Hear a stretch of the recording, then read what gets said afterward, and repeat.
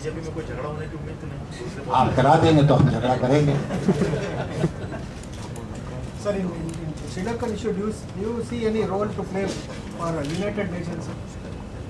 I see a very major role for the United Nations because it is a major humanitarian crisis, and the UN has played roles in the past in all such crises. Whether the role has been effective or not effective is another matter, but there is certainly a major role for the UN.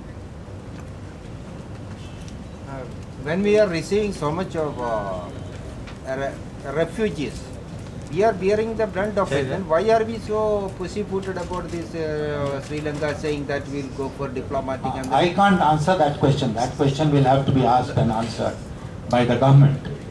Because as I said, I am absolutely amazed at the lack of clout of this government. And you are absolutely right in saying that if lakhs and lakhs of refugees are coming to Indian shores, then India gets directly involved in what is happening in Sri Lanka.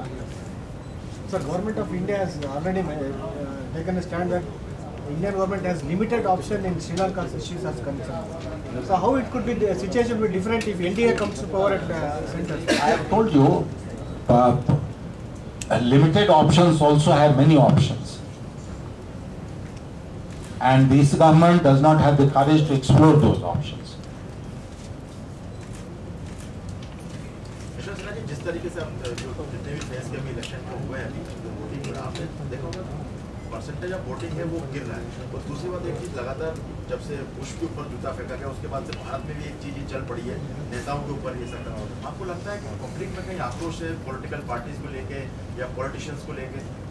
नहीं, उन्होंने जितेंद्र के ऊपर भी जूता फेंका, इसलिए सिर्फ politicians के ऊपर है ऐसा नहीं माना जाए। वो पॉलिटिशियन के साथ थे उसमें?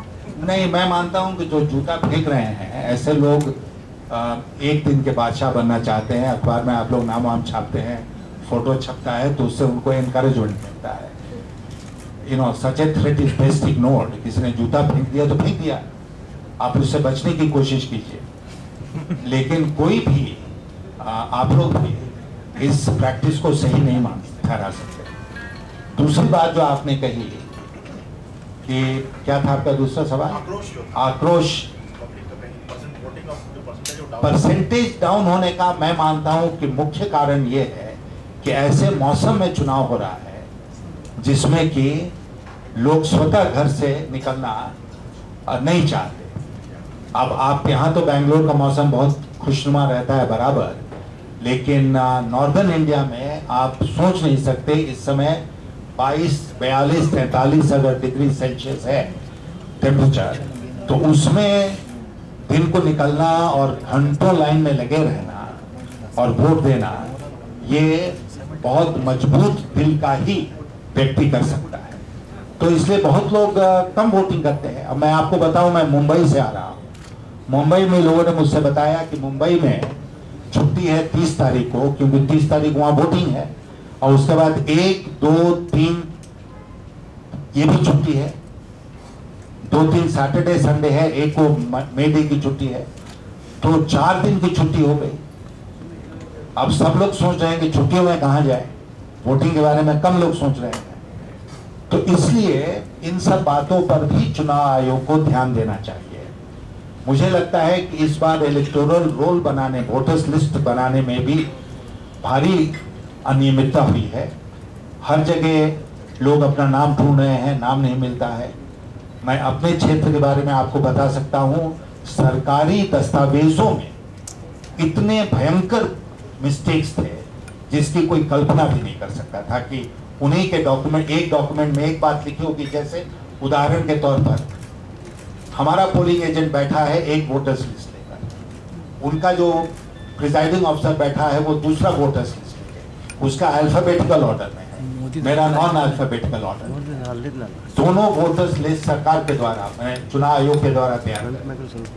अब हम जब कोई आके बोलता है हम वोटर हैं तो हमारा क्रमांक ये है और वहां पर दूसरा क्रमांक है, खोजने में इतना समय बर्बाद हुआ कि आप उसकी कल्पना भी नहीं कर सकते। हमारे यहाँ तो ये भी हुआ झारखंड में कि उन्होंने 3 बजे तक ही वोटिंग कराई, 3 बजे वोटिंग खराब समाप्त कर दी क्योंकि नक्सलाइट्स का खतरा था।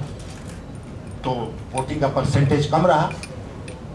तो मुझे लगता है कि चुनाव आयोग को इस बात के लिए लोगों को प्रोत्साहित करना चाहिए कि पप्पू जाकर वोट दे। ये नहीं करना चाहिए कि पप्पू को वोट देने से रोके। चुनाव आयोग ने जितना इस बार इंतजाम किया है, मुझे लगता है कि वोट कैसे परसेंटेज कम हो, यही चुनाव आयोग का एक लक्ष्य रहा है। गोपाल स्वामी जी की व्यक्तिगत ये राय थी कि वोटिंग को कंपलसरी कर देना चाहिए। इसके बारे में पॉलिटिकल पार्टीज क्या सोचती हैं? पॉलिटिकल पार्टीज में इस पर विचार करना पड़ेगा, कंसेंसस बनाना पड़ेगा। कंपलसरी होना चाहिए कि नहीं होना चाहिए। जो अभी व्यवस्था है उसमें आप कंपलसरी नहीं कर सकते। उस व्यवस्था में आपको ऑनलाइन वोटिंग करना पड़ेगा और बहुत सारी सुविधाएं देनी पड़ेगी, तभी आप कह सकते हैं कि भाई इसको कंपलसरी करो। Thank you, sir. Anything else? Thank you. Thank you, sir.